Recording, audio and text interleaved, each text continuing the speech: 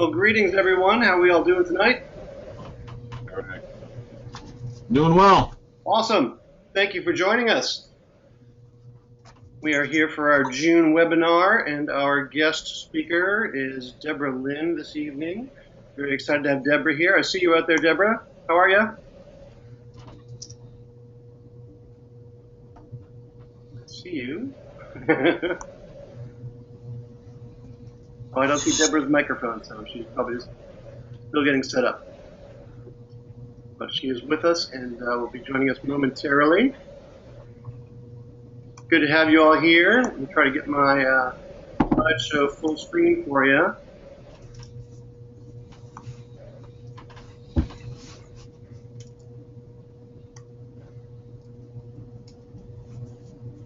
That's a little better.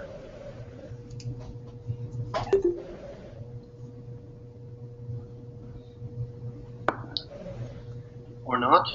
Come on. Well, let's start off with some news. We have the Harmony College Northeast coming up soon in August 7th through 9th. And on our director's track, we have Terry Ludwig teaching, who was our guest speaker last month. Richie Levine is going to be teaching conducting. And Don Rose is going to be directing the adult chorus this year at Harmony College, so it's going to be a great old time. Make sure you register at anydistrict.org/ENE. Any other news out there to share out in the hinterlands of the Northeastern District? Successes or struggles or anything that you'd like to share with us before we get going?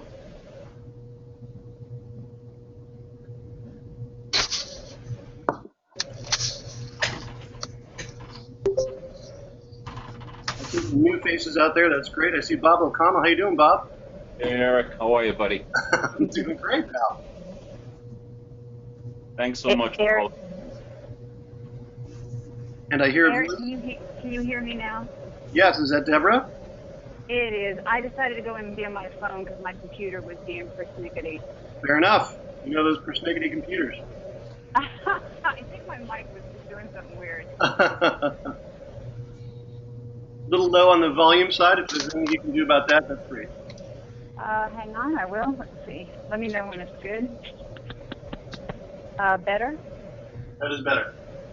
Okay, awesome. Well, Debra, thank you for joining us. I will advance to the next slide here, which doesn't want to go to full screen for some reason. But there's Debra's info. Her website, DebraLynnMusic.com, and she's on Twitter at Bel Canto Coach. And the topic for this evening is perhaps, I don't know, the elephant in the living room, which is something we never talk about.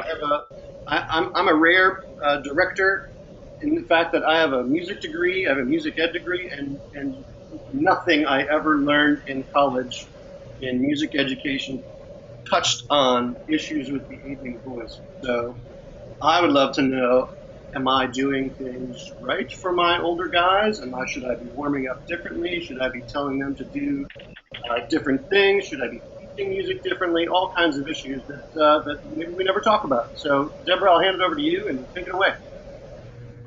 All right, well, what I'd like to do, I think, first, Eric, if it's okay, is have folks sort of chime in and tell me how they experience the aging voice and when they know that that's what they're dealing with. Like, what are the kind of problems that we notice as directors with the aging voice?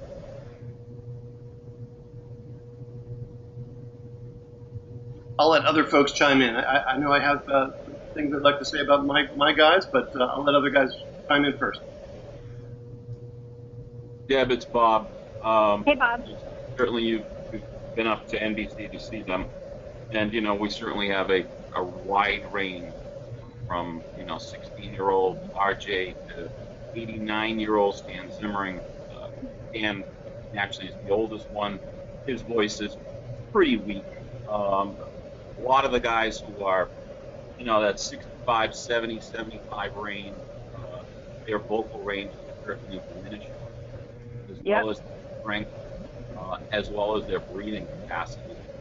Yep. Just don't have the support that's needed. Yep.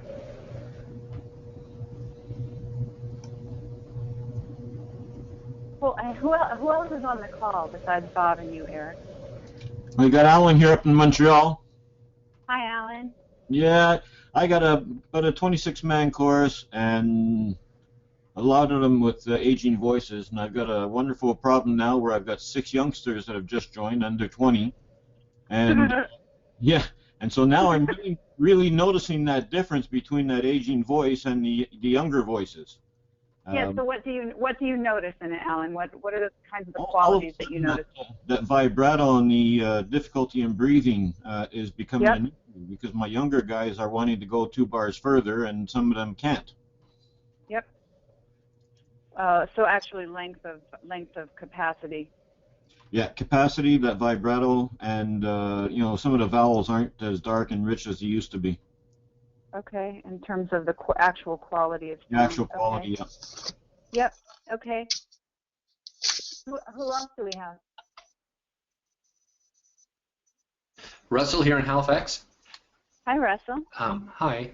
I was going to mention the vibrato that Alan just took, so now I have to think of something else. But no, the vibrato is definitely there. We'll add it to your list. Sure. Yeah. Thanks. Okay. A sort of a thinness of the voices sometimes. Thickness. Yep. There just isn't that resonance that there used to be. For some, or I say that, I assume some of them used to have resonance. They don't right now. And but the same thing other people have mentioned: breath support, trouble with the high notes, that sort of thing. Okay, upper range. Yep. Mm-hmm. Yeah. Okay. Anybody else? I'll add on to that. This is Eric. My older gents seem to have a hard time with falsetto as time goes on, especially like the basses. They can't quite. I try to warm them up from the top down, but a lot of them have a hard time really just getting over that break and making any noise up in falsetto land. Okay, cool. Got it. All right. Do we have anybody else on the call? Mm-hmm. Who else? Speak up out there.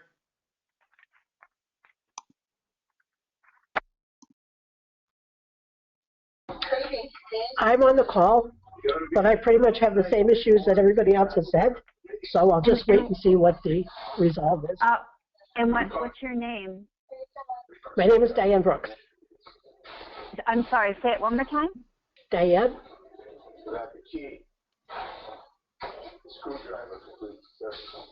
There's a tiny little bit of distortion in the background. So it's sorry. Yeah, that's Diane Brooks chiming in.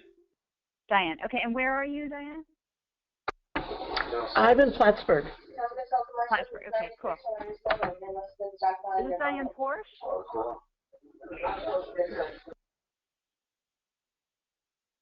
What'd you say? It's okay. It's okay. Never mind.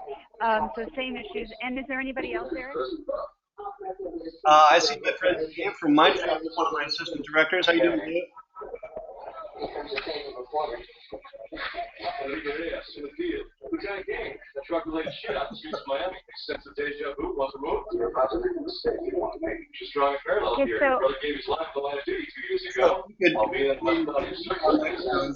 Unless we're trying to talk. There we go. Yes, you got it. So, Eric, so what I'm thinking is if everyone just kind of mutes, and then are you able as a moderator to see questions in some kind of visual way? Yep, I'm sorry. Yeah, you're not on the web. Yeah, I can see the chat window, and if anybody wants to chat in with me, that's fine. Okay, cool. So if you could moderate that, and what I'll do is I'll sort of dive in a little bit, and then as questions come up, just interrupt me, and we can digress or answer questions about what I'm saying. Very good. How's that? Sounds great. So as I was processing this today before the call, one of the things that I wanted to just share with you all is that for me, the aging voice is just an exacerbated set of challenges that in many cases have been going along someone's whole lifeline. They're just now at a place where they're becoming obvious. And in barbershop, of course, they're becoming problematic because they're affecting our capacity to be accurate, consistent, in tune all the time. We've got the vibrato piece affecting our tuning, but we're also having it affect other issues like the quality issue, some of the things that we've brought up already. So, you know, because of the demands of barbershop, these vocal demands that we're having on the older voice become more, and the actual lack of capacity or lack of ability to deliver at a certain age, if a singer does not have control of their instrument, obviously becomes more prominent. So, but the first thing I would tell you a quick little story. I had a 70-year-old woman approach me, about 3 years ago. And she told me this little story. Now, if it was one of you all that was the coach of this particular story or the one that was doing the workshop, you'll have to forgive me because I don't know who it was. But she went to a vocal workshop, and they were sitting in a circle, and the question was passed around the room, okay, why are you here and what would you like to accomplish? And this gal, as it got to her turn, she said, you know, I just don't want to sound like an old lady. And the guy turned to her, and it was a man, turned to her and said, I'm sorry, but you are an old lady. No. Now, yeah, so let me just say that this did not go over well with this woman. She really had, she had sung all her life, she had good results, her voice was going south, she knew it was going south, and she wanted somebody to help her. And this obviously, this man, in his defense, really didn't know how to help her. And I think that's what happens when we start to hit this older group, because it's tricky, because we have somewhere in the back of our minds this idea that it's hopeless, because that's basically what he was saying. It's all downhill from here. And I've actually heard that said to another group of singers that I've worked with, where someone has come in and said to them directly, I'm sorry, but it's downhill. Okay, first of all, this is incredibly disheartening. We can't do this to our singers in barbershop because, first of all, it's not the truth. And secondly, they get so disempowered and so, like, frustrated with the process that they're not going to want to work hard for you. All right. So the first thing we have to do is understand that this is a solvable problem in most cases. And I'm not saying that it might not take a little time and patience, but that's what we're about here in the land of barbershop. We're about helping people sing more effectively, right? So what I'd like to share with you tonight is the bel canto perspective on the aging voice. And the first thing you're going to notice is that some of what I'm about to say is going to contradict some of the practices that you might be using in your group. Please understand that I'm not trying to make you wrong or say that you're wrong about these practices.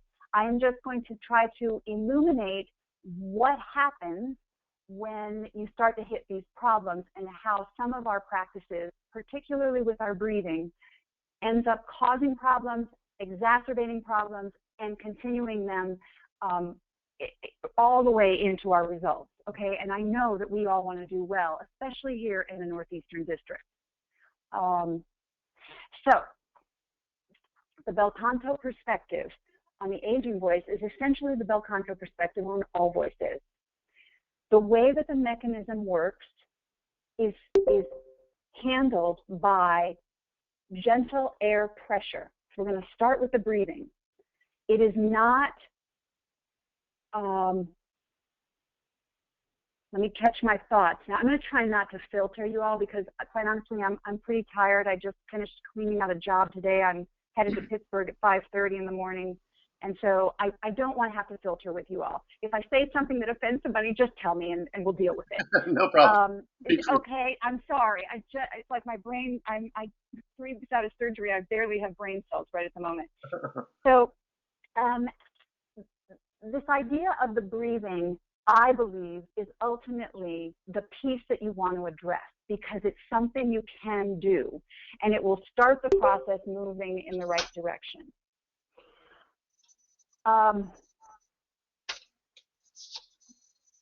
With the bel canto breathing process, we are dealing with a different way of handling the mechanism. So before I go into how you do this, what I'd like to explain is that there are basically 3 schools of breathing in singing. And some of you may already know this, so again, please don't be offended. I'm not assuming you don't know anything. That's the next piece I'm going to say. I'm going to put it in a succinct way because this helped me understand why we're dealing with such problems. So you have the English, the Italian, and the German breathing. And for me, with the bel canto, which is the earliest fundamental vocal understanding that we have from the early 1800s in Italy, this is where we started from. In 1800, the vocal tone was clear, virtually vibrato-less, with the ability to control measures up to 16 measures with 1 breath. The accuracy and intonation was absolute. Without it, you could not do the half-step melismatic pattern.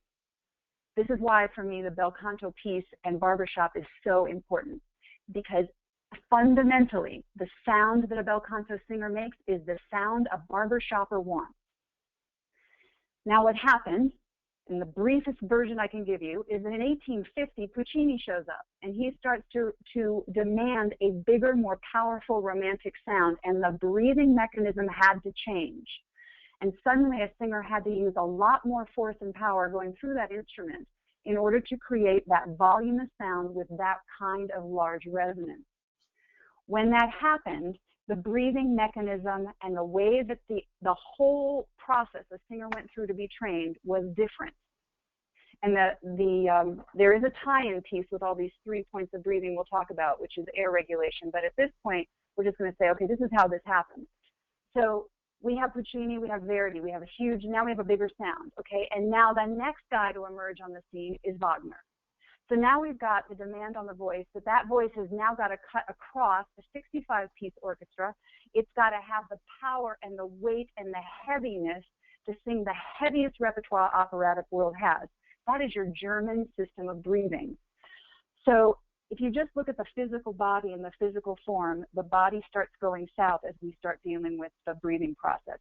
In bel canto, we are predominantly an upper body, rib-oriented mechanism. In the Italian breathing, we become a very forward front, push the belly out, press it against the piano, and develop those abs so that you can push more force, create more pressure to create a bigger sound. And then the German is the very lowest breathing, which is this sort of, well, I won't get too graphic here. Sometimes I have to in order to describe it, but it's basically your low hip, very low breathing all the way down into the base of the pelvis, filling up that tank all the way down, and then using that force and using that breath control to press that air back out of the instrument. So now back to the aging voice.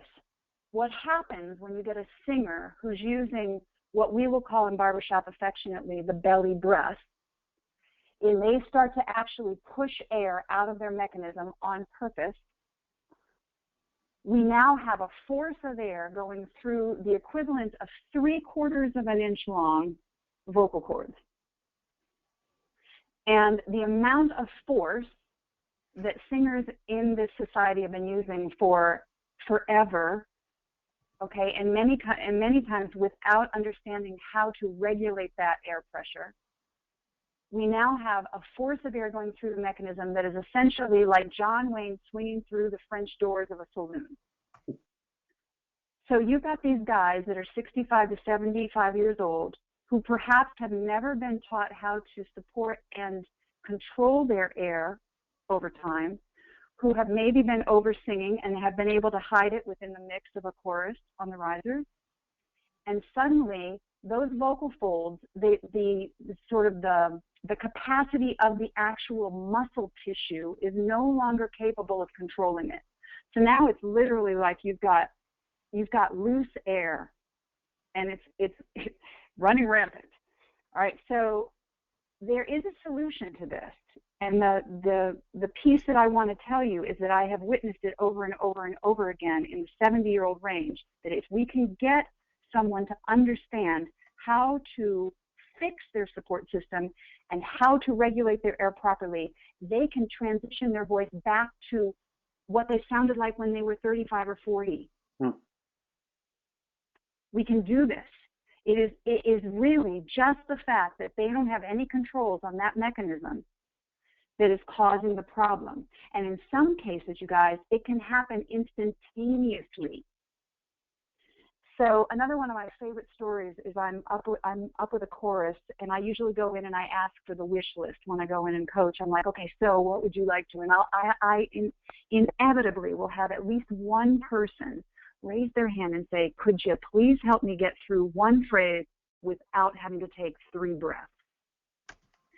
And I'll look at them and say, yeah, I absolutely would love to help you with that. Now, if I can show you that, will you do what I say? And they're like, well, if you can show me that, it's going to be a blessed miracle. so it's always a bit funny, okay, this little piece.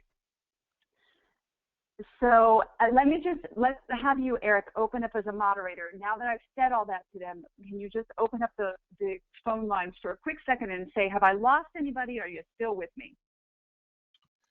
You are all unmuted unless you've muted yourselves. Yes, just chime in with any questions or feel free to use the chat feature.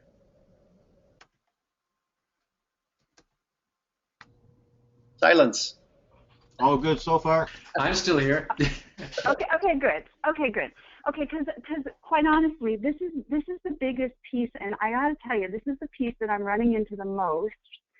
And the challenge is that it is, you know, once a singer can control their air, they can do anything you want. Anything you want. The rest of it, literally. You know, even the intonation piece, you know, I kind of think of this whole thing as a structural engineer or acoustic engineer. I'm trying to get people to be stable instruments. As soon as we get the muscles stable, as soon as we get them to understand what it means to resonate sound in their mouth and not try to push it past their teeth, and as soon as we get them to understand how to control their air properly, you have instruments that you can actually make work however you want. The resonance piece that, was it Russell, I think, this idea that, you know, there's a thickness to the sound, that is literally being caused by too much air being pushed through that instrument. You add on it, you know, I'm not going to say there aren't other issues with the aging voice in terms of sagging. Gravity is taking it down. So the roof of the mouth wants to come down. So you don't have that same elasticity that wants to keep that soft palate up, or that I use the entire roof of the mouth, keeping the entire roof of the mouth up. Without thought, you can't do it, especially if you've never done it before. But I would say the same thing to a 20 or 30-year-old that's trying to get A-level singing going for their body. It's the same problem. We don't want to expend the kind of energy that's required to make sound work. As soon as a singer understands how to do that, I can promise you they will do it till the day they die, because it's easy, and they're not going to be tired at the end of rehearsal. So what I'd like to do to kind of pull this together in a package for you, and then just please know that I love the fact that this understanding fell in my lap through my own life as a professional singer, okay? This was a complete accident of God. But the fact that I've got it now, I'm on fire, man. There is no one that I won't talk to about this, because if everyone experienced the ease and effectiveness that I have as a singer in my body, they'd be doing it all the time. It's just way more fun. So let's break this down just a little bit for you. All right, let's go to the breathing and how I think about the breathing. And then we'll just touch a little tiny bit on the structural stuff that helps support the actual resonance inside the mouth cavity, which really doesn't have as much to do about the air and more to do about how do you sustain a good tone for these guys that are sort of losing it or losing their agility. The first thing you got to do is empower the heck out of somebody that's over 60, over 65. Anybody who is frustrated, who's been a barbershopper for 30 years and suddenly is not having the same results, you need to get in there and help them with their hearts.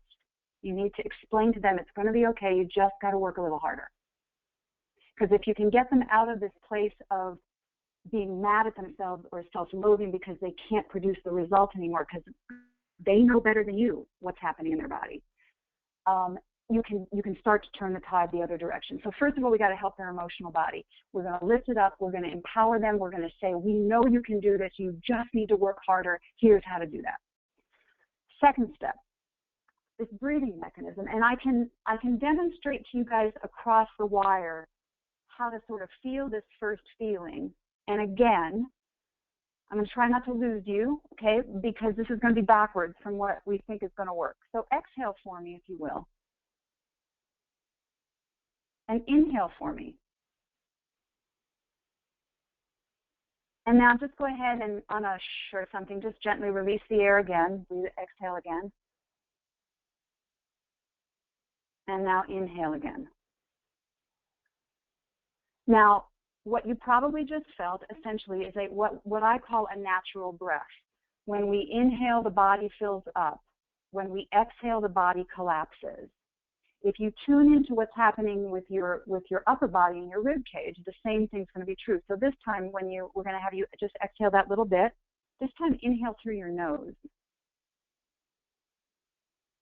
And now just exhale the breath gently.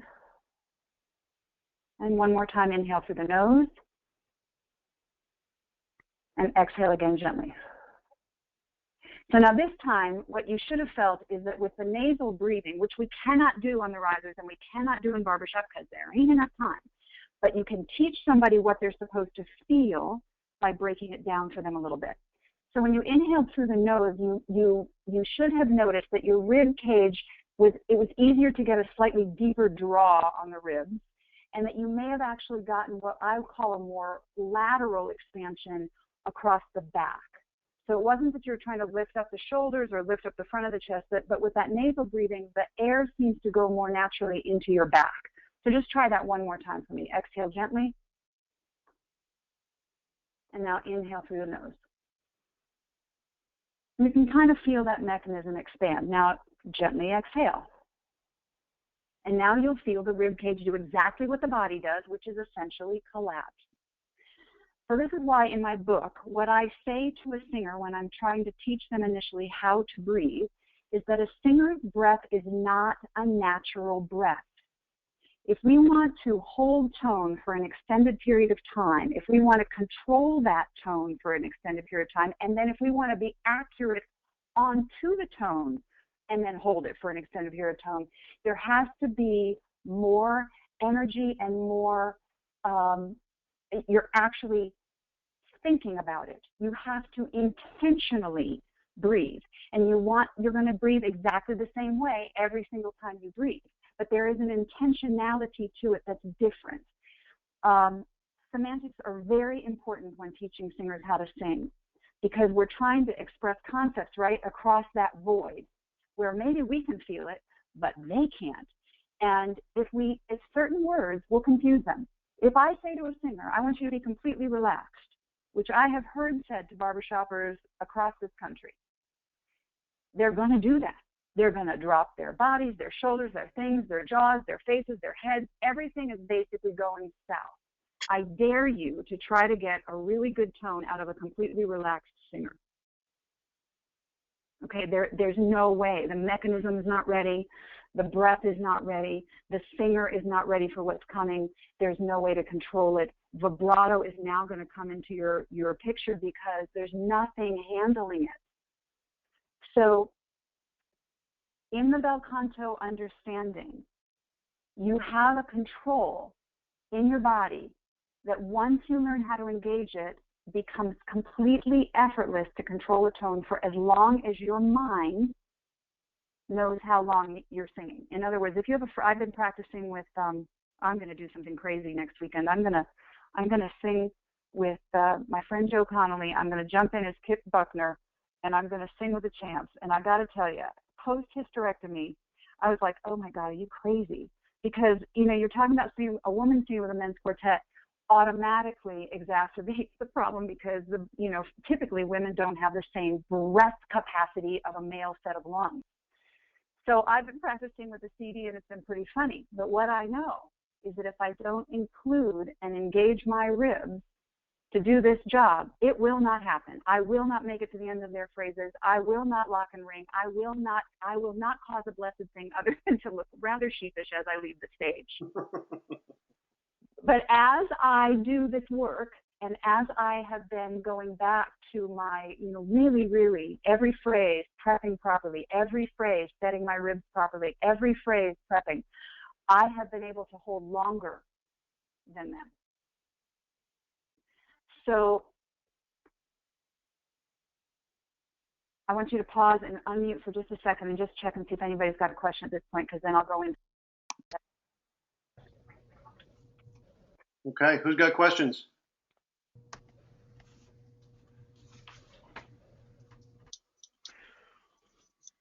Do you want to move to So far, problem? I was going to actually walk you guys through the actual breathing process real quick, if that works for you. I just wanted to be sure that I hadn't lost anybody again. I think really, I know that my guys certainly have benefited from the couple of times that you've been up, and they're all looking forward to working with you again for that specific reason of that technique of how you're teaching breathing. It's an amazing. Who am I talking to? It's Bob. Hey Bob. It's amazing. It's so funny. First of all, all the guys on your risers want to do a good job. You know that, Bob. Every single one of them wants to be the best they could possibly be for you. Nobody's up there purposely not trying. The problem is if they don't get the right tools. All right, maybe Mike. Yeah, okay, maybe that's true. Hint, hint, wing, wing, nudge, nudge. But I mean, I have never met a barbershop anywhere that has not wanted to do what his director wanted him to do. So, all right, so let me go back. So you can go ahead and mute again. Let me go back and let me walk you through this, and then I can answer questions, all right? Go ahead. Sorry, is there a question? Go ahead. I muted you by mistake. Go ahead. Oh, no worries. So let's just walk through this mechanic a little bit. All right, so basically what I showed you is, how to sort of kind of get this inhalation into the upper body. Now, all I want you to do is do it very gently, because the reality is most of us are overachievers in the land of barbershop. And so Arnold Schwarzenegger your ribs is not what happens. That's not how this works. It's actually quite gentle. So exhale again for me, gently. Inhale through your nose, expanding the ribs, or feel your back open. And for a brief moment, hold your breath. And now you can release. Excuse me. Now I want you to do that again. And what I'm going to ask you to tune into is what you're feeling happen in your rib cage when you hold your breath for that second. So exhale. Inhale through the nose. Hold your breath. So now what you should feel is when that body expands like that and you hold your breath, you may release your breath now.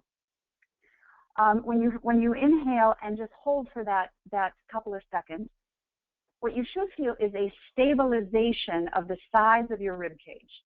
Mm. So when you inhale, Eric, are you feeling that since you're not muted? I did feel that, yes. Yeah. So it's a weird little feeling. It's like suddenly, without any real particular effort, the body itself stabilizes. For women, actually for men and women, there is another piece to this puzzle that can be added, and I'm happy to tell you all what it is.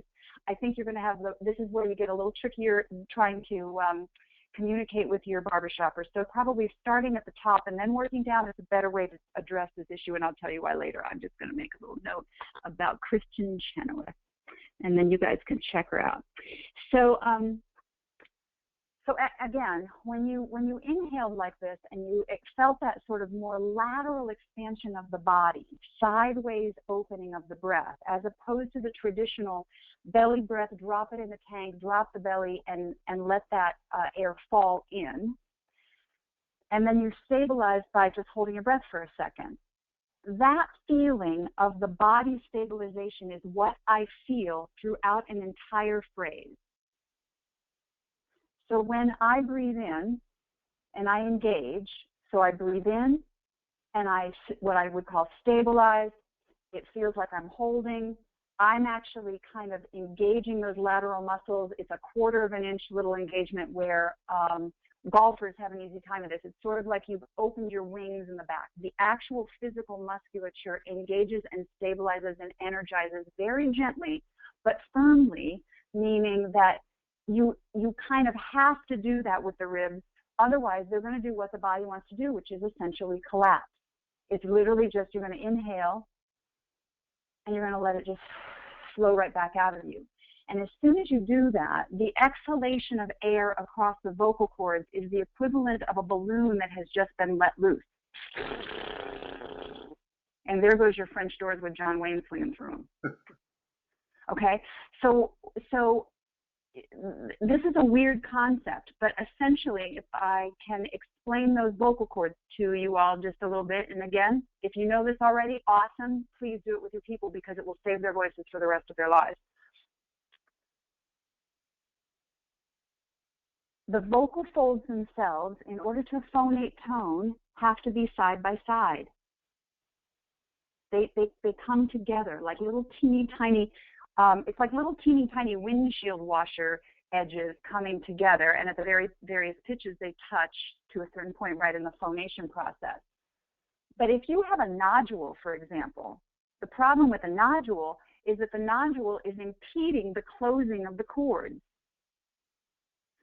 So now, if you exhale, I want you to try this. See if you can feel this in your throat when you do this. This is an interesting feeling. So exhale again. Inhale through your nose. Hold your breath for a second. Did you happen to notice a pressure in your throat, feeling like it, almost like it pressed down a little bit? Eric, did you feel that? I did. Yeah. So you're physically feeling your vocal folds close. Yep. Do you know why? What is the primary job of the vocal folds?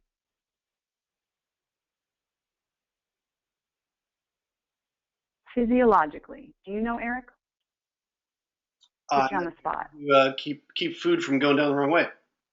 That's exactly right. They are the last gate to the airway. Yep. They are the last protected gate. That is their primary purpose. The fact that we can sing is a miracle.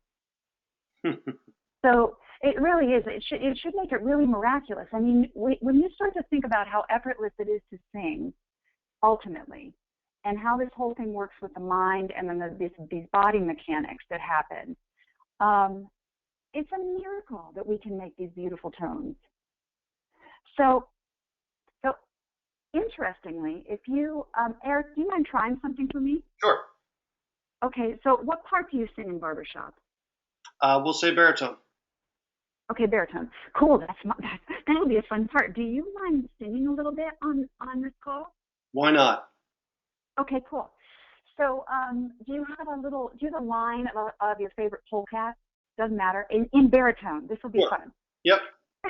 Okay, just for chuckles, I don't know your voice, so I know it from the quartet, but I don't know it separated out, okay? Yep. And the purpose of this is just to see what I hear, and then we're going to just try something. So don't do anything I just said. I want you to sing just like normal. Just sing me a little bit. Don't do anything you just said. Sing like normal. Okay. Mm-hmm. Well, you know what I'm saying. In other words, don't try to integrate any of this. Just let me hear what happens normally with your phonation. Okay, so the version of Eric before 8 o'clock. Got it. Got it. Yep. Heart of my heart, I love you. Life would be naught without you. Okay, cool. Cool. Beautiful. And yes, you have a beautiful voice. Okay, cool. So now I want you to try something. Now, let me ask this. In terms of your own personal breathing process, how do you normally breathe? Are you more of a belly breather inhalation, or do you use how do you think? Up until lately, I mean, through my college training, I was a belly breather up until the last year or so, and then I've been a little more like what you're saying, keeping the talking about the ribs. Yep. Okay, good. So now this is going to be a weird one. So now, are you sitting or standing? I'm sitting. Okay, would you mind standing for me? Sure. Okay. All right. So now, what I want you, this is a weird, I want you to feel something and then we'll keep going. I want you to exhale for me. Okay. Okay, and I want you to go ahead and inhale through your mouth like you were going to prep to sing. Like think ah and inhale through your mouth. Cool, and then you sort of feel that stretch back as you inhale into your mouth, that the muscles are kind of all prepping as you do that, correct? Uh-huh. Okay, cool. So now, this time, I want you to, you're going to exhale, and when you inhale to sing this for me, I want you to inhale like you're going to stretch back. I want you to articulate at the height of that stretch, and I want you to keep those ribs still. And then I want you to hold on to that feeling inside your body for the whole phrase. You're actually going to try to actually keep going with this idea that you're feeling that sort of stretch back that's going on. So exhale again. And inhale. Inhale through my nose. No, you're going to do it through. You're going to have to do it through your mouth because the nose piece is only going to show us how to get those ribs open. Okay. Now you're going to have to actually apply the principle with a regular mouth breath. So, but just when you breathe in and go to get those ribs engaged, you know, like as you're filling your body, I want you to just notice what you're feeling inside your mouth, and I want you to keep that feeling like you are still going to be inhaling even after you start singing, like you're feeling that stretch back in your mouth the entire time. Gotcha, okay. Here.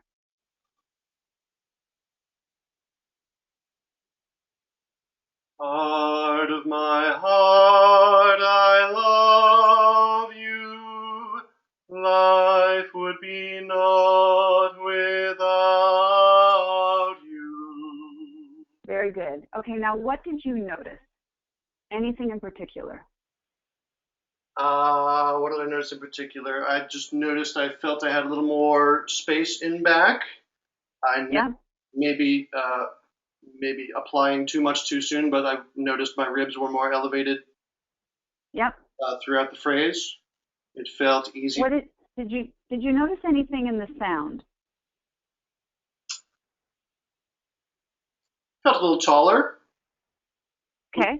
Yep. So can you unmute the other folks and let me pose that question to them? I want to see if they notice something in the sound. Okay. Go ahead, kids. Much more resonant, Eric. A lot of resonance. Yeah. Resonance. Resonance. Wow. You can tell it's Sunday night. Resonant. I need a beer. Yeah, really. So, you know, maybe that's the way to do the next call. What? Anybody else notice anything? There was more air at the end of the phrase. Yeah, he had. Yes, that was for sure. He had control all the way through the phrase. Did anyone happen to notice his legato line was also way easier? Do you know what I mean by that? Yep. He was controlling note to note without interruption. So this is part of what happens as a result of this work. This idea that when we get control of air regulation at the level of the ribs, at the level of the body does the regulation for you. You no longer have the capacity to force, push, oversing, press the breath. It's all gone. It's all gone. And you are not controlling it. Your physical body staying still is. So you can stay unmuted or mute either way right now. If anybody has questions, you can feel free to jump in. I'd like to touch on a couple other places, but essentially this piece for me is so remarkable because what you just heard in Eric's voice, if you can get a 65 or 70-year-old to feel that feeling and to actually get their body to engage and stay still and, you know, kind of connect the dots, if you will, in the sound, you will hear the same results in their voice. So the mechanism itself, it's remarkable. It will basically control itself for you as long as the body's engaged. Now, there's usually an argument towards the ribs, and then I'll address this little ostrich that I'm pretty sure is probably in the room somewhere, and that is, well, if you're using tension in the body, you're going to have tension in the sound. Has anybody ever heard that? Absolutely. Okay. So my bel canto master teacher said this to me this way. There's good tension and there's bad tension. So bad tension would be tension in the sound, constriction in the sound, forced sound, over singing in the sound, like that sort of thing. Bad tension would be any kind of throat engagement, meaning any kind of constriction that you're physically feeling in the throat, and we'll extend that upward to the lower jaw and the tongue. So this range between the tongue and the sort of base of the, right at the base of the neck or the top of the shoulders, that range right there should be completely and totally tension-free. But the only way to get that throat completely tension-free is by engaging tension in the ribs. The ribs are controlling the whole mechanism, staying relaxed. I like the word you chose, engaging.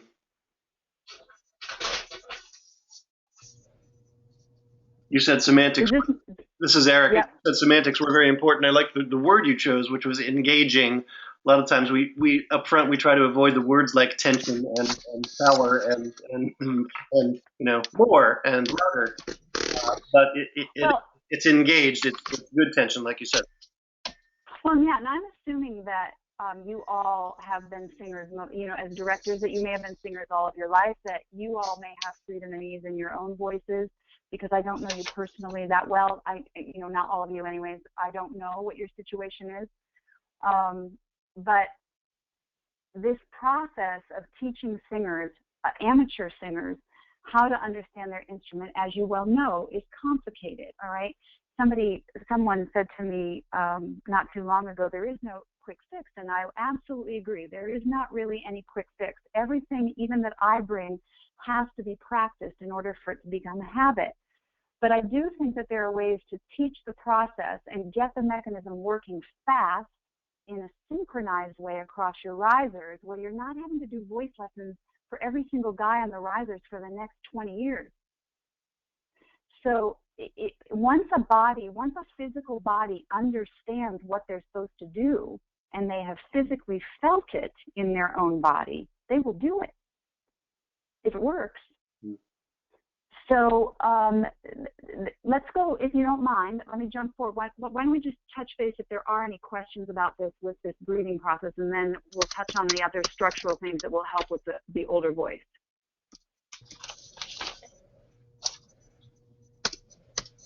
So Alan, up in Montreal, you've got quite a mix of ages in your group.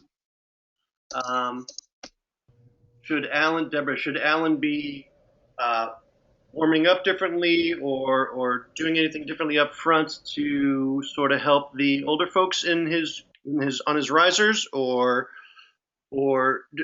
just added level of patience and understanding as we bring everybody along on the same journey? Well, you know, let me say this, and I'm not saying this to toot my own horn at this point, but let me toot it for a moment. There was a leadership development seminar that you guys had in the NED 2 years ago, and in one of the leadership meetings, the discussion came up about my vocal warm-ups and how they were one of the best tools to get a chorus singing better. Let me explain why, very briefly, why these exercises work, and then how, and I'm just going to touch on it, and then let's talk about the other couple of structural things. The answer is essentially, Eric, no, that the voice can be warmed up exactly the same way, but the voice has to be aligned to sing, as opposed to just warm for the sake of being warm. There are vocal warm-ups that, in my opinion, actually do you detriment. So shall we discuss those very quickly? Yes, let's do it, because why not? I'm just laying it all out there right now. I'm not going to hold anything back from you. Yeah, come on. Okay, so let's talk about bubbling. Bubbling is a wonderful vocal massage. It relaxes the instrument. It's perfect at the end of the night. But bubbling essentially is loosening up that mechanism in such a way that now the airflow can just like whiz right through. So that's number one. The mechanism is not being prepared to actually engage. Number two, there are exercises that are done in the classical world, and this is why, for me, I don't believe that standard classical traditional vocal instruction is necessarily good for barbershoppers. If we didn't have the demand for the sound being clean, clear tone that resonates well, right, that's accurate, lifted, and has that more of that forward placement in order to accommodate the ring, if we didn't have all of that going on, then you'd be fine. But when we start to do a lot of pressurized hissing, if you force air through that vocal mechanism on a breathing exercise, you're actually working against yourself. When you do the diaphragmatic exercise where you pull the diaphragm in and ha, ha, ha, ha, and do that, you're essentially sending sandpaper across your vocal cords.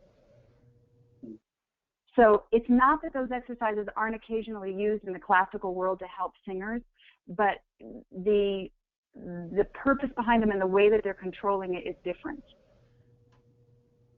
So I would say, in terms of just being a little bit cautious about the air exercise you use, I can give you a breath exercise you can start to use that will work wonders for helping start the regulation process. Okay. It's not on my warm-up tape, but it's in my book. If you're not going to get the guys all down on the floor, especially if they're 65 or older, which is the way I start this exercise normally, right, Bob? You probably mean. Yeah. So, right. So, you can do it on the risers. You basically exhale all your breath through the mouth. We'll just have you guys do it. So you exhale. You're going to inhale through your nose. And then I want you to exhale on a tiny little S while you hold those ribs still. Now, I can't hear you. I'm just going to demonstrate what you don't want to have happen. And then you basically let them do it for like 20 seconds, and you time them. But you do it. It's very, very soft. You're not trying to force air. You're trying to get a little baby hissing snake type of S coming out of the instrument. It's very concentrated, very even, not pulsing, like you're trying to have them control that air coming out of them. And that is an exercise that will actually help them integrate this breathing process from the other end, from the controlling of the vocal folds. If your breath went in, and let me just demonstrate a couple ways you don't want it to be. So if I inhale, expand my ribs, and I go too much, way too much. If I breathe in and I have them do it and they go, which can happen, it's too abrupt. If you hear any kind of gap in the line of air, they're pulsing the mechanism, and that's telling you that the vocal folds are basically releasing in a pulsed way. Vibrato is actually the vocal folds opening. And if you go watch a good ENT film on YouTube about vocal folds being scoped, you can see vibrato. There's what is his last name? Oh shoot, Dan. If I remember his name, there's a young guy that had his vocal folds scoped that recorded him and put him on YouTube, and he was one of my students, and I looked at him and that's a brilliant demonstration of vibrato. I'll try to, Balint, B-A-L-I-N-T. B-A-L-I-N-T, Dan was his first name. He put him up a while ago, so it might not still be, but if it's up there, it's a good one to look at. Okay, so the vocal exercises that are on my CD are designed to engage 4 principles. The first one is the forward lift. So engaging the face or the animated face. I'm assuming that you all have had the likes of a Joe Connolly or a Sean Devine in front of you, or a KJ, or a David Callan, and you know that their faces are all very engaged and lifted. That is a stabilizer for me. Getting that face engaged and keeping that animation on those cheeks helps open the nasal resonators and keeps them open. That's what is our ring zone. Those resonators, they will not create nasal sound, but they are required to keep that ring zone. It's just one of your stereo speaker components in your body. The that the first exercise I do, the humming exercise, is designed to engage that facial engagement so that it gets exercised and people start to feel like it's natural, because it doesn't feel natural to us as Americans. The second exercise, Eric, you know, when you did the inhalation and I asked you to breathe in on an ah and sort of stretch back, the second warm-up exercise has you do that breath, what I call the breath prep, lift, and then you do the exercise, and each breath you take, you are re-prepping the instrument exactly the same way. So that exercise is helping the mechanism practice this idea that every breath we take is exactly the same, no matter what, and we're always breathing for our highest notes, because that gives us the preparation. So there's those two, and then the third exercise on my thing is essentially an alignment of your passaggios. So somebody mentioned as we were starting this call, and I'm sorry, there's just so much information here, and I love sharing it, so I hope I'm not going too fast. But in the, who was it here? Who said passaggio?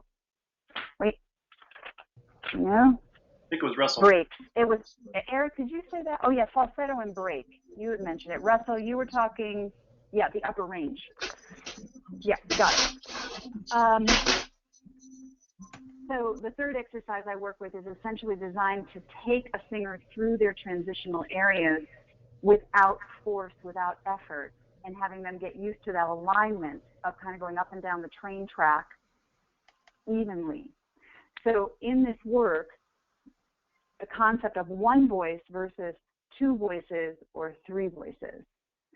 So again, these principles I'm talking to you about apply to all singers. But when you apply these principles or these exercises to the aging voice, it exercises them, which is essentially what most guys, you know, when we get to a certain point, we just are too tired to do that.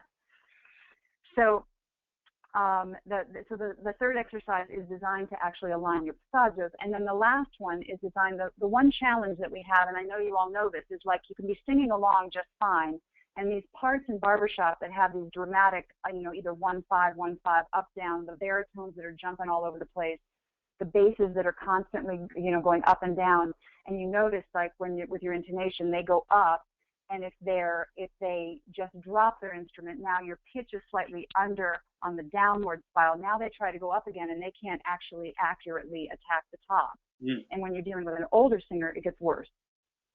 Does that make sense, Eric? It sounds very familiar. Yeah. So the component or the control mechanism for that problem is the roof of the mouth. So for me, there's two lifts. There's the forward lift, which is, of course, the animated face. The second lift is getting a singer used to what do they have to do to stabilize the inside of the roof of that mouth. And it's not just the soft palate. And the reason I say that is because in classical music, if we say, okay, just breathe in and lift in your soft palate, the mechanism goes up here and it's lovely, and you'll sound like Julia Childs or Sean Connery, because you've got this whole thing lifted up back there. It's wonderful, but it's not going to produce the barbershop tone. So if you can think of that roof of that mouth more like the ceiling of the room, and that, like Eric, you were mentioning, or one of the guys said that, you know, you had more, you felt that it was taller, and they said you had more resonance. You actually, on that inhalation, increased your resonance space. You changed the inner room of your mouth. Yep. And when you did that, you became a tall room. Now, you're an experienced singer, so, I mean, you do this all the time, and, you know, you're thinking about a million things. But for the average guy who doesn't know what that feels like and how weird that can feel to be that, like, wow, I'm really engaged here. I'm going to talk like this now. And then you tell them that, of course, they laugh, right? But that's what they would sound like if they were really engaged. Yeah. Right? Do you know what I'm saying? Yeah. Like everybody exhale for me again. And I want you just to imagine that you're going to breathe in and create a 12-foot high ceiling in the roof of your mouth as you inhale. And you kind of feel that whole upper jaw go up. Do you feel that, Eric? Yes. Okay, now, if everybody takes take your thumb and put it on the, like on the bottom of your front top teeth, like that, like you got a denture plate. And you're going to try to hold those dentures in. Now, if you lift up on the inhalation with that, like that thumb there, and you hold that thumb there, you can feel how the top roof of your mouth is like a quarter or a half inch higher than it would normally ever be to talk. Can you all feel that? Eric, you can unmute them, since I've also gone on for a while. And See if we've lost anybody. might have made it into Canada. Instead, his 3 weeks on the run ended on the ground, surrounded by police, coughing up blood. Someone's The got sweat was spotted, shot, and mute. Okay, one moment at a time. Wow. Wow. I was thinking, wow, that really And now for the news. I love it. Okay, so anyways, did you guys feel that? Like this, one of the little tricks I'll sometimes use with a singer is this idea that they got a partial, an upper partial, and the glue is about to slip. And if they move too much, it's going to fall out, or they're going to, they start singing, it's going to fly across the room. Of course, there's usually one guy on the riser who has dentures, who's fully willing to take them out and show everybody. Right. So, right. So, but that feeling of that sort of false height, fake height, that's another key component for all singers, but particularly aging voice, that we get them used to it. And you can use the denture trick or the denture example. Many of those guys can relate to what that feels like. And so this idea that they're keeping that upper plate high and steady is easy for them to understand. It's kind of a simple little fix. But if you do the whole chorus, if you have them all breathe in and say, all right, everybody, I want you to you're gonna sing like Jimmy Stewart. Now you're gonna keep that upper partial still. Take a breath in and have them actually go to the chord. Typically, you're gonna hit right on target. You're gonna be like, wow, how did that happen? And it's just that they were prepared. So I think that the thing that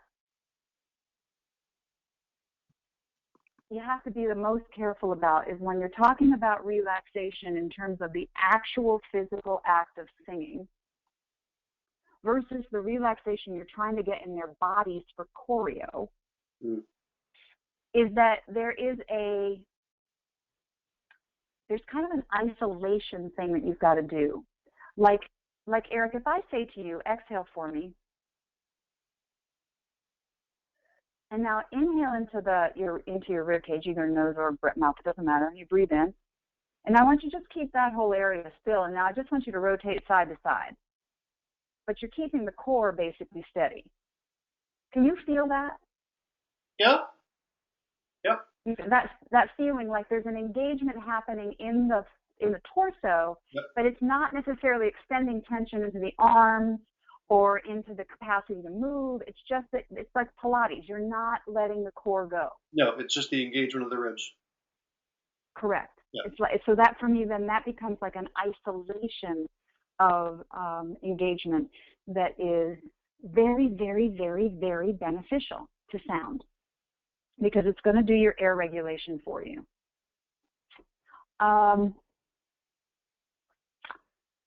So let me just look at this list really quick. So the falsetto piece, Eric, with the guys losing the falsetto, again, for the most part, it's height related, that they're not engaging their upper part of their mechanism like they would have 20 years ago, right? They're expecting it to just kind of come out, and without sort of getting the whole room set in a structurally high way, it's going to be difficult. The other is because they're struggling typically in what we're calling the break. I don't call that anymore because my teacher kicked my butt when I did it. And the reason he kicked my butt is because there's nothing broken. Yeah. And psychologically, when we use that word, it implies that somebody's note does not work there. Sure. So I use the word passaggio because that's what it is. It's a passageway. Or I will use the word transitional area. But those transitional areas, especially the upper one, like for a baritone on the top or a tenor who's dealing with that upper passaggio more so, there's actually two. I will just say that out loud. There's more than one passaggio. This is another clarification that would be nice. But that upper one tends to exacerbate things like pushing of air, constriction in the throat, feeling like somebody has to get louder to make it happen. That's all happening because the air regulation is not working properly. And once that gets solved, it goes away. So to solve those things, we go back to some of the exercises we've already touched on today. Yes. Yeah. The height, the lift, the three things that affect transitional areas are essentially these three combined: your air steadiness, your air regulation, the height of the roof of your mouth, and the height of your face. There's you know how in barbershop, Eric, we're using a brighter vowel in general, right, to keep the ring engaged. What I would say is that we're using a more Italianate vowel orientation, because the forward placement, Italian is forward. That's in a language that sits there naturally. So by using a more forward vowel with the height stabilized, we can transition completely through our passaggio in either direction without effort. If it's not engaged and the weight of the voice comes in, like Russell, when you're talking about the thickness and that sort of lack of resonance, that sort of darkness that comes into the sound, or that feeling of that you're not even getting a good tone, concentrated tone, that is being impacted by the instrument settling on itself and getting really heavy, weighty, because the voice has gotten weightier as it's gotten older, without any controls on it. And to try to get a guy up to his upper range with that kind of weight in it becomes a problem, because it's like you're going to, as soon as you start to climb up and you hit that first transitional area, you're going to start to feel like you're pushing on a ceiling. And if you happen to get past the first one and into the middle voice, and you're happening to get into the second transition, now you're really pushing up the ceiling. And basses will go, oh, I don't even sing that high. Well, I hate to tell them it's BS. If they could get past that transition, they would have a whole nother access to their upper range. So a singer, typically, no matter what voice type they're singing in barbershop, no matter what voice type they are in the world of music, there is a pretty standard range that most people can sing within. And usually it's a couple octaves anyways. And then some people get the extension. So if your basses aren't vocalizing G to G, then they're not actually working the top part of their voice at all. You know what I'm saying? Mm-hmm. All right, falsetto. I have a question in the chat window here for you, but I'll let Alan ask aloud. Go ahead, Alan. Go ahead. Yeah, I'm just I'm amazed by a lot of the information that I'm getting. I've been with the society for 40 years now, so I've gone through the tighten your belt when you sing, Yep. the belly breathing, you got to use ribs, and now I'm listening to you and everything makes sense. How do you make people understand what works best for them? Well, here's the thing. If somebody's not getting the results they want through whatever means they have been trying for however long they've been trying, then they're usually pretty open to trying things. Mm-hmm. All you have to do is get the results. It's like I don't know how many of you all are coming down to Pittsburgh, but I am teaching 6 classes this week. I'm doing 2 on passaggio, 2 on synchronized singing, and 2 on eliminating vocal challenges with this work. So if any of your guys are down there, pop off an email and tell them to come see me. Because and I'm happy to. I love helping guys. I just love it. Your response is somewhat similar to, I'm going out to Beatrice, Nebraska the week after Pittsburgh for it'll be my second full day workshop there, but I've done 2 there and 2 in Sioux City, South Dakota. And these are all day workshops. I have not been able to get one started here in the Northeastern District. And so just know that's something that could be a possibility, because there are ways to help guys understand this, but it takes a little time, and usually in rehearsal you don't have time. Not the kind of time and patience that it takes to kind of try a few things, but they can do it in a in a day-long workshop get a sense of this and whether it would work. But what I will tell you is that I had a 76-year-old man stand up in that workshop who said exactly the same thing to me. How is it that I've been in this society this long and this has never been taught this way? And here's the answer for you. It has nothing to do with the society. It has nothing to do with the best intentions of the best voice teachers. This bel canto is highly, highly specialized. You normally would never find a bel canto teacher teaching anyone but a bel canto opera singer. And I just happened to come from a barbershop family, and I became a professional through this work. My teacher took me from amateur to pro. And I have this desire and this seeming capability to help singers, amateur singers, get a handle on their voice fast and understand how the mechanism actually works, and then have it for healthy ways for the rest of their lives. But the thing is that even in classical training, bel canto teachers are probably 10% of all classical teachers, and 10% of those have actually gotten pure bel canto. That's not some kind of amalgamation with these mixed breathing styles and things. I was really, really lucky. It changed my life. So the hardest thing I have is that I come up against that every single time I talk to anybody who's never heard me before. And so what we have to do is you just try it. If it works, keep it. If it doesn't, you let it go. But my biggest success stories are the ones over 65, no doubt. I'll tell you one other brief story. I'm assuming some of you all are music educators, and like I said before, there's no reason anybody should know this stuff because it's not widely known. When the vocal process changed with Puccini in 1850, the entire game changed, and most people are being taught how to sing like opera singers. But the one piece that they're missing is they're not being taught how to regulate their air. So they're being given a lot of air, they're being shown how to press a lot of air through the mechanism, but they're not being shown how to actually control it.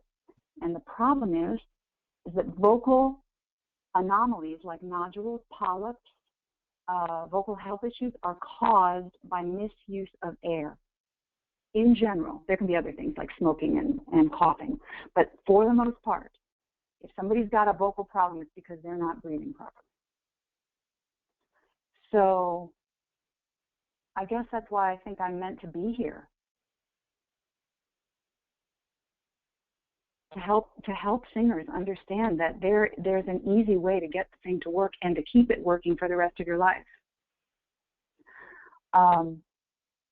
Deborah, what are some of, sorry to interrupt you, what are some of the, this is Eric, what are some of the common, I'm going to say obstacles for lack of a better word, that you run into perhaps even in one-on-one coaching of older guys right off the bat? If in the first 5 minutes you're not feeling something new and different, what are some of the common obstacles people might see, and how might we handle those?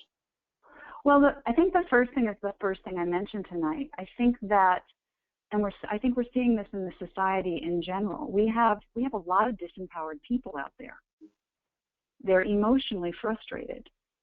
They're emotionally frustrated because guys don't like to not be able to solve their own problems, and guys don't, right? Yeah. Okay, we want to be able to be a problem solver. Guys do not like the fact that they're not creating winning results. They don't like it. It goes against the male psyche. You know, pretty simple, right? So what happens is I'll get somebody in a room, and I think it's a little bit about why the cross-gender thing works a bit, because first of all, I'm very sensitive to emotional body stuff, and I think men are very tender creatures. And I think when we beat the crap out of them, which happens occasionally, I've noticed on the risers, occasionally, not saying any of you have ever done that, but they get disheartened in a way that they don't believe they have the capacity to change it.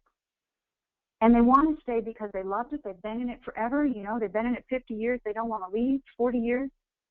But the first thing I have to contend with in a room, usually with an older singer, is that their heart is very, very sad. I've got gold medalists coming to me for help that are in their 60s that are like, I'm losing it. And I'm like, you can get it back. You haven't lost it permanently. It's not gone permanently. I just have to get you to work harder in a different way. And I got to tell you, there's nothing like, for me, there's nothing like the joy of watching it work for 30 seconds. They do it for 30 seconds. If they can feel it for a minute, 30 seconds to a minute, they're changed. They have hope. So this is a huge issue, you guys, because for me, it's impacting the society, it's affecting membership, it's affecting everything. The other thing that we're contending with in the society, from my perspective, is that those that are winning gold medals now at the top level are trained singers. In order for guys that are amateur singers, that are doing it for fun, that have, this is their hobby, I believe we have to give them skills to compete. And so I think this is kind of it's a cool little blessing. And in the Northeastern District, you guys went, when's the last time we've had a gold medal in the chorus? I don't want to bring up a sore subject. Too soon. Right? Yeah. And when's our last gold medal quartet? Yeah. And what I hear when somebody says that to me, they say, "Oh, it's because we're from New England and we got all these dialects." It's malarkey. That's not it. Animation is a difficulty here. It's difficult to get New Englanders and those that are not accustomed to being as animated in their faces, as joyful in their faces, as a Sean Devine or a Joe Connolly, to do it all the time, consistently every time. Mm-hmm. You can just do that. Just get your guys to just like, you know what? What did somebody say to me? There are no sad songs in barbershop. There may be some that are more emotional, that you want to deliver more emotionally, but overall, you can get animated and lifted and engaged pretty much on any song in barbershop. That's a simple start. Yeah. For individual guys,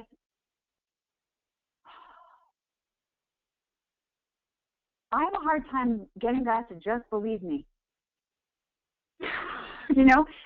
And then what I do is I try to come at them in different ways and try to have them sing different things so they can feel it. But I'll tell you what, the ones that, let's say, like I work with Silk City guys for a long time. Not all of them, because some of them don't think they can get any better.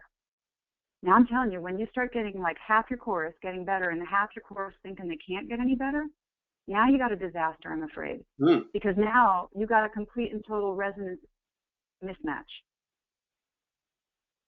Do you know does that make sense? It does. So in order to, it's sort of like one of these things where A, they got to believe it's possible, and B, they got to be given the tools that will help them get there, and then C, it's going to take a little bit of patience, but they can do it. I think we can have a gold medal chorus out of this district. I think we can have another gold medal quartet out of this district, at least another one. Can I There's get nothing holding us back. What's that? Yeah, you should. Seriously, you guys. Hallelujah. That's somebody said. I got it. This is a personal note. So I was a professional.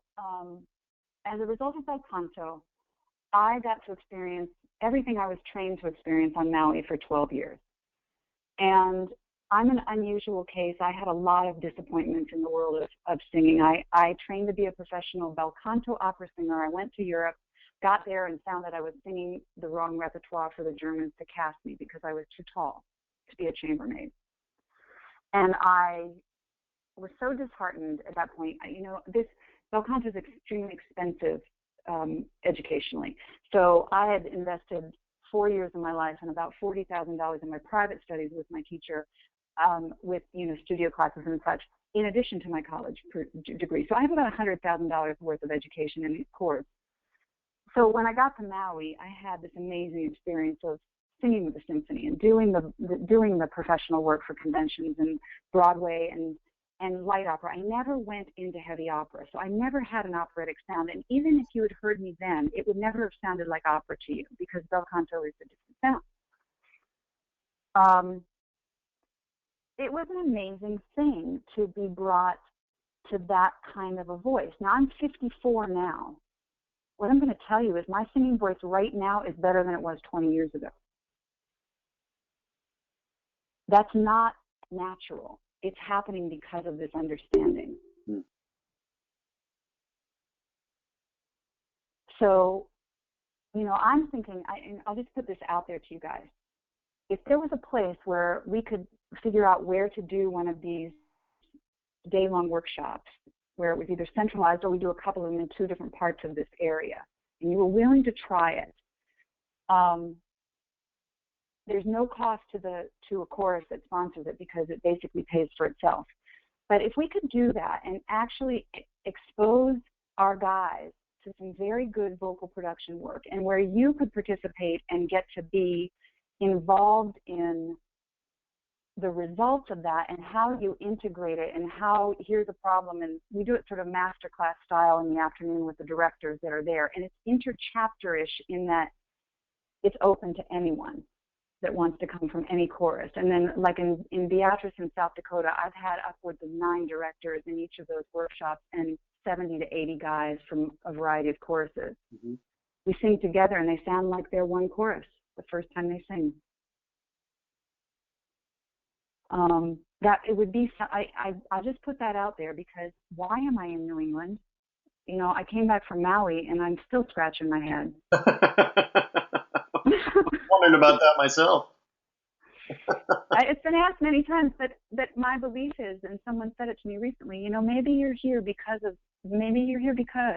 you're supposed to help someone get to that gold medal. Mm-hmm. Maybe you're there, you know. I don't know, but I know that there's a lot of information packed in my head, and it's fun and it's easy. And I mean, we've been talking a lot of technique tonight, but when you're talking about you know, with the guys and in the risers, I have some pretty funny and silly ways to get guys to feel this stuff, and then they're like, oh, that's what I got to feel? Okay, then I can do that.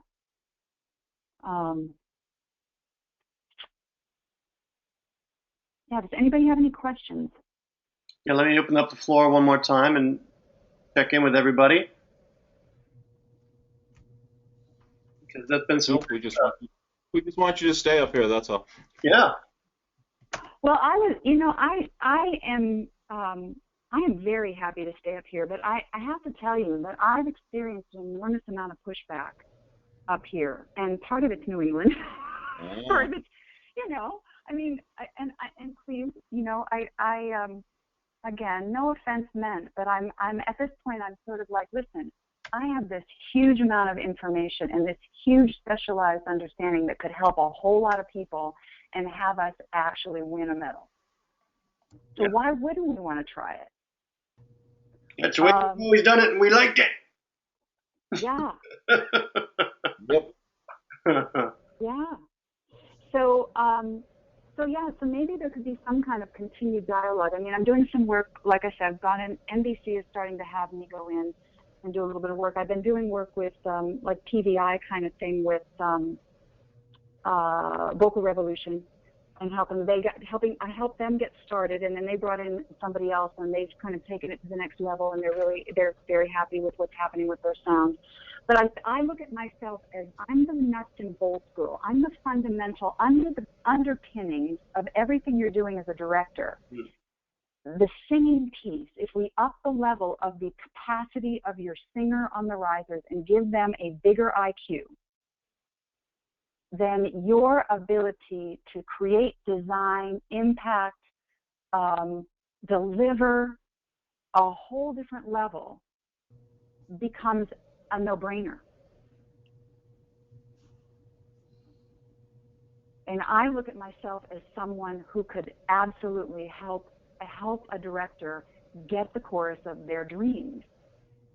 That's how this whole thing started. Let me tell you one quick story. Good. I was in, when I first came back here from Maui, I had gone through a divorce, so I was going through a whole lot. And the woman that took me in to kind of tend to my wounds at the time was from Vermont and also lived on Maui. And she was a voice student of mine. And her vocal director, some of you may know Lindy Bortney, was in Maui for a voice lesson, and while she was there one day, she said, well, wow, if you were ever in Vermont, I'd love for you to work with my women. Well, 10 months later, little did I know I'd be going through a divorce, and I land in Vermont in the middle of this barbershop chorus. Now, they don't compete. They're not affiliated.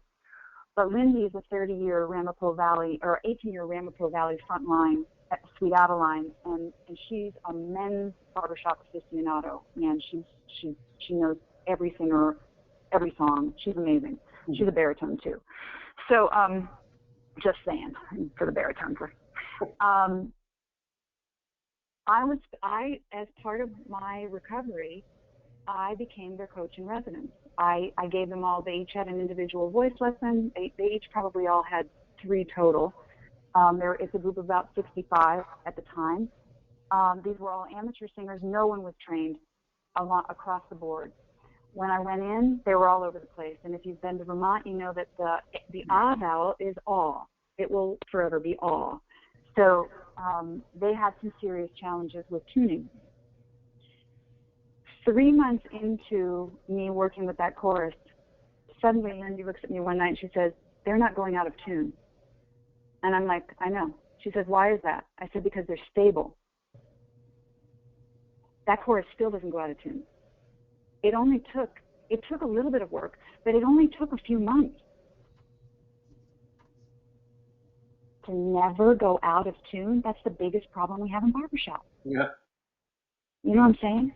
So, sorry to go on about that, but I got so excited. That's why my harmonizer articles were written back in 2010, because of that experience. When I realized that the way I had been trained in bel canto was a fit for the barbershop world my father loved and always wanted me to sing in, I was like, God, you have got to be kidding me. What a funny little turnaround. Mm-hmm. So that's how I'm here. Beautiful. And I love it here. So I hope you'll keep me. Debra will keep you. What Awesome. do you know what days you're teaching out in Pittsburgh for the people tuning in? Yes. On Tuesday night, I'm teaching a 7 o'clock and a 9 o'clock class, and I think those first 2. I'm thinking that it might be the Passaggio class and the eliminating vocal challenges with ease. Then I think it's Wednesday at 4 o'clock. It's the 3rd one. I think it might be the synchronized singing. I may have that backwards, but I'm pretty sure that's right. And that's how do you get a whole choir to sing in a synchronized way. And then I'm repeating all 3 of those classes on Saturday. The first one starts at 11. Second one starts at 1, and I think the 3rd one starts at 3, 2 or 3. Beautiful. I will definitely tell my guys who are attending in Pittsburgh to go check it out. Yeah, come see me and say hi. Absolutely.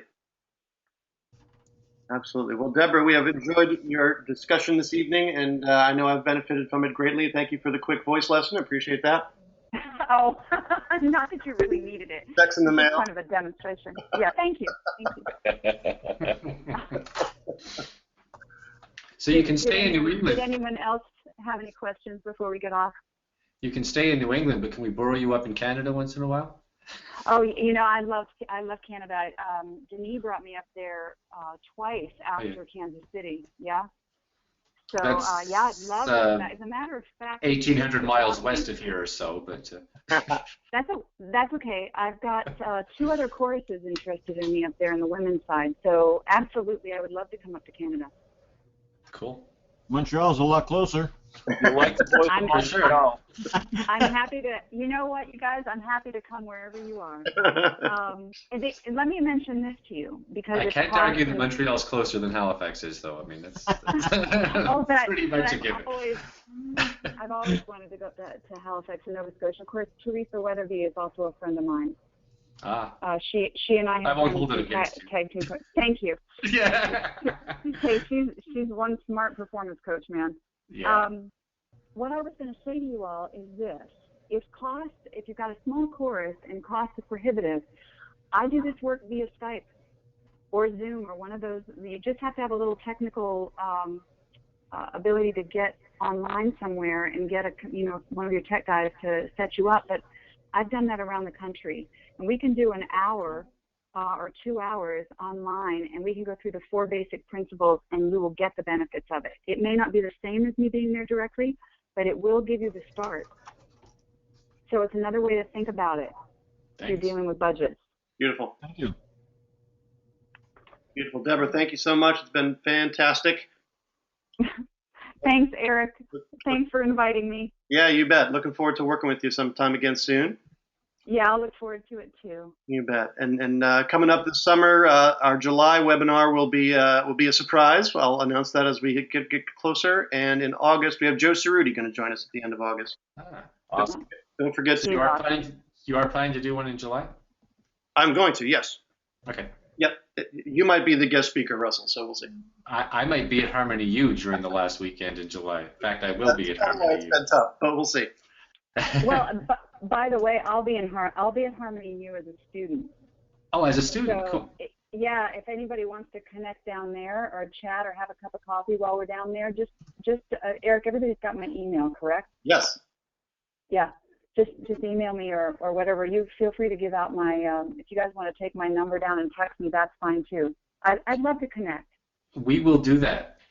Okay. Because I'm serious. I am going to be at Harmony U at Harmony U. So. Yeah. And are you in the director track? Yeah. Okay, I actually am going to be there too. I'm going to be taking director courses to just see if I can get a handle on some of those techniques. Cool. Awesome. Awesome. All right, you guys. Very good. Thank you. Thanks a lot. Thanks, Eric. Thank you. Thanks, Eric. Bye, everybody. Thanks, Deb. Bye. You're Bye-bye. welcome, Bob. Bye. Bye now.